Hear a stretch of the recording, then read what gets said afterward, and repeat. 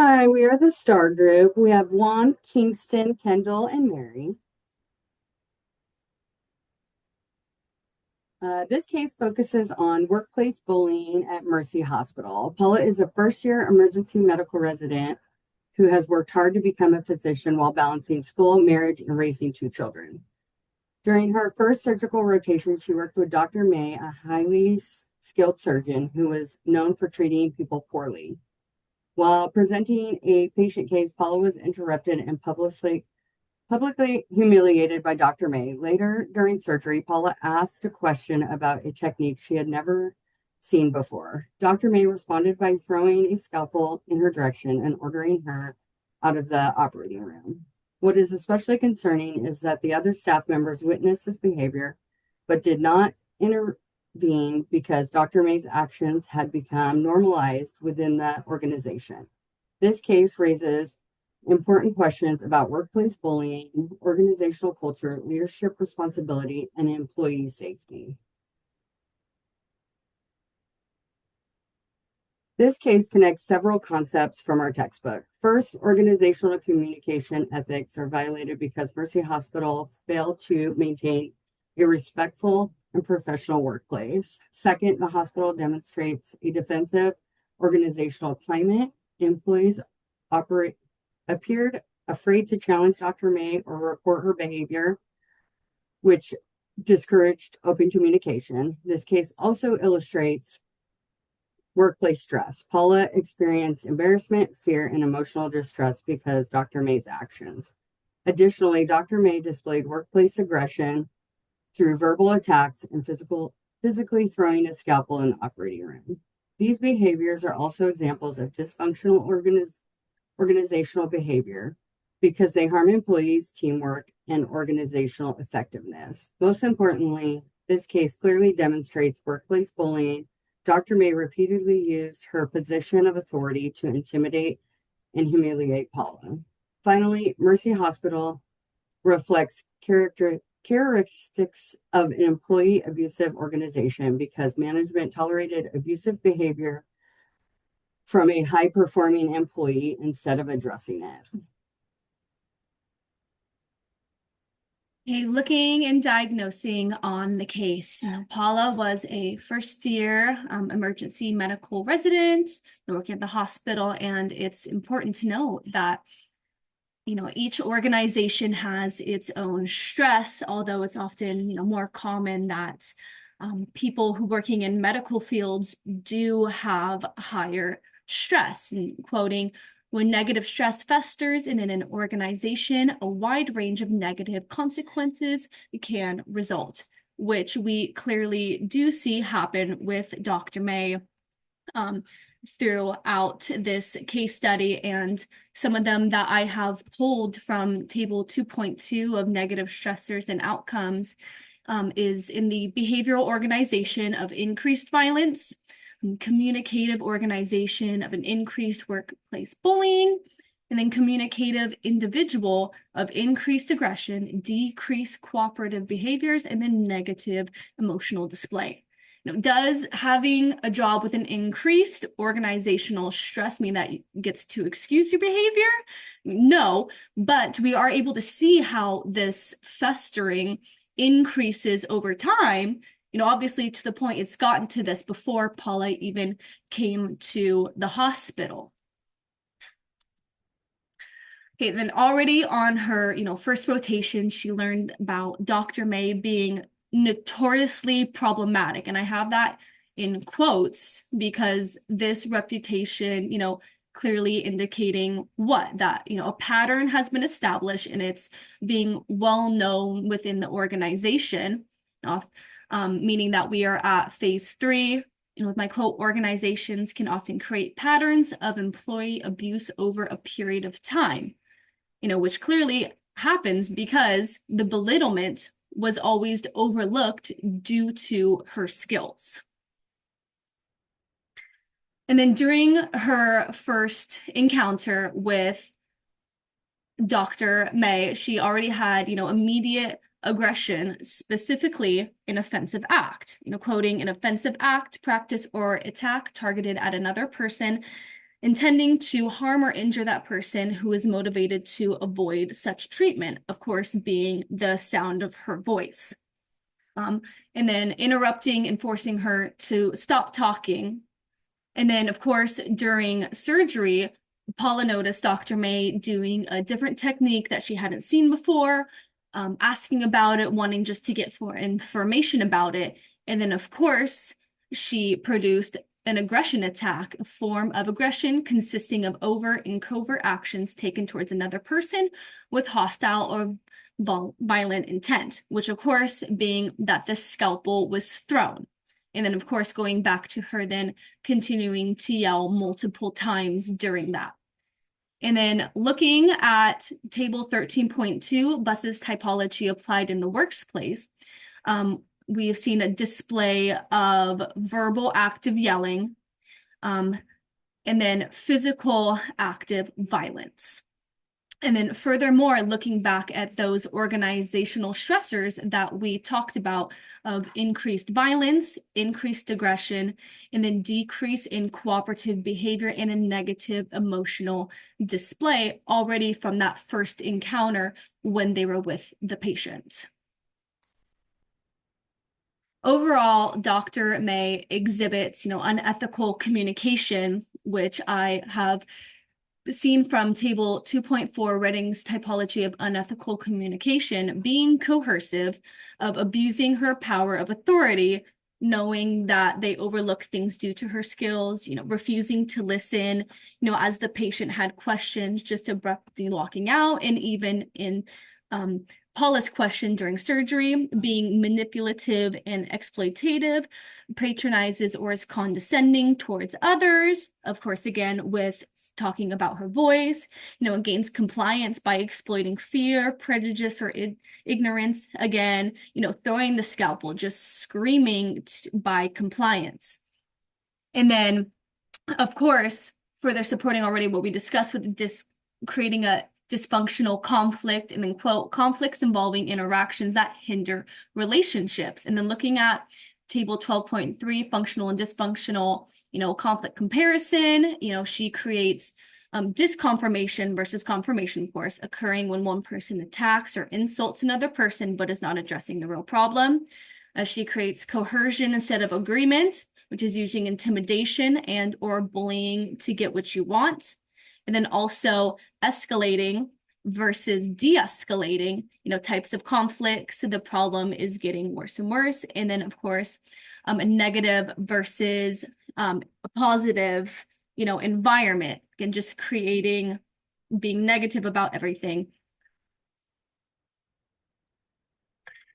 We're going to look closely at why this interaction between Dr. May and Paula isn't just a simple case of a bad manager having a rough afternoon, but a textbook example of how unchecked, counterproductive communication can fully destroy an organization's safety and culture.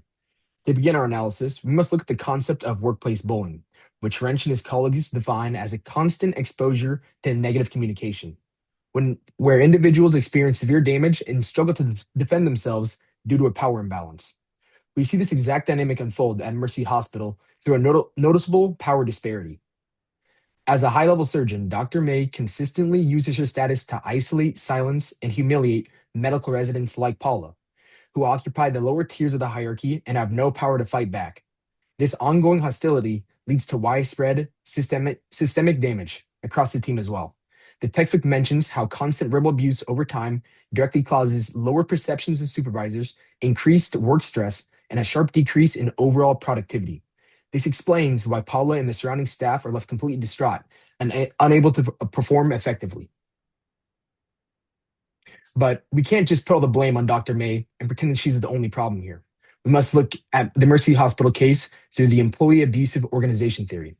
Ludgate, Sandvik, and McDermott argued that in the EAO Proposition 2, employee abusive organizations quickly develop when organizational leadership actively enacts or condones hostile discourse. The case study explicitly states that everyone at Mercy Hospital looked the other way because Dr. May was a brilliant top performer. By ignoring her abusive behavior, the hospital administration effectively gave Dr. May a green light to treat people like garbage. Furthermore, look at how the abuse spreads through multiple message flows on the floor. When the scalpel is thrown, the other residents signal Paula to run. The surgical team averts their eyes, and the anesthesiologist simply shrugs. No one intervenes. This collective silence normalized this abuse, transforming the entire operating room into a hostile environment where fear and compliance completely replace professional means of communication. Taking a look back at what we learned in Chapter 6, all of this toxic behavior builds up into defensive communication climates.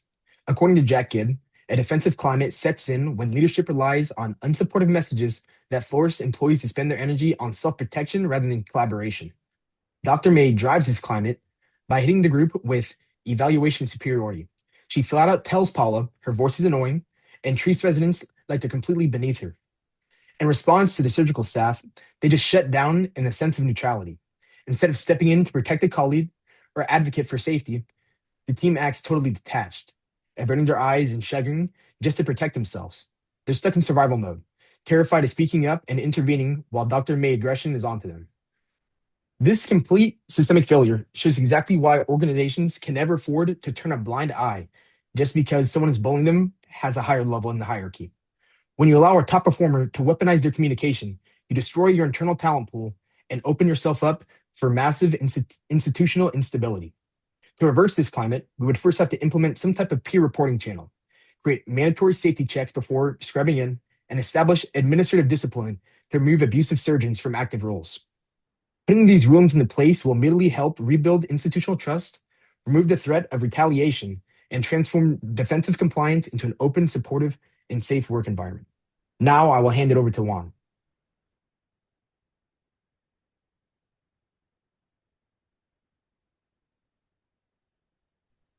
Our first recommendation is create a safe reporting and intervention system. In the Mercy Hospital case, several employees witnessed Dr. May's behavior, but chose not to intervene. This suggests that employees were afraid of negative consequences. If they reported, the behavior or believed reporting will not make a difference. To address these issues, Mercy Hospital should create a confidential reporting system that allows employees to report bullying without fear. Human resources should investigate all complaints without delay and assign a neutral investigator to ensure fairness. Regular workplace and climate surveys can also help leadership identify problems before they become part of the organizational culture. This action could demonstrate that the organization takes workplace bullying seriously and is committed to protecting employees. The second recommendation, improve leadership, accountability, and training. One of the biggest problems in this case is that Dr. May's behavior was tolerated because she was viewed as an exceptional surgeon. Organizations should never accuse abusive behavior because someone is a higher performer. Mercy Hospital should require annual anti-bullying and stability training for all leaders and supervisors. Managers should teach how to recognize verbal aggression, intimidation, and workplace bullying before situations escalate. Performance evaluation should measure professionalism, communication, and teamwork in addition to technical skill. By holding leaders accountable for workplace culture, the organization can create a healthy and more respectful work environment. Our final recommendation is to create a culture of psychological safety where employees feel comfortable asking questions, sharing ideas, and reporting concerns. Paula's experience shows how bullying can discourage learning and communication, which is especially dangerous in a healthcare environment. Mercy Hospital should implement mentoring programs for new residents, encourage collaborative learning, and conduct team debriefing after a stressful situation. Recognizing employees who demonstrate respectful communication can reinforce positive behavior, creating a supportive environment will improve teamwork, employee well-being, ultimately patient care.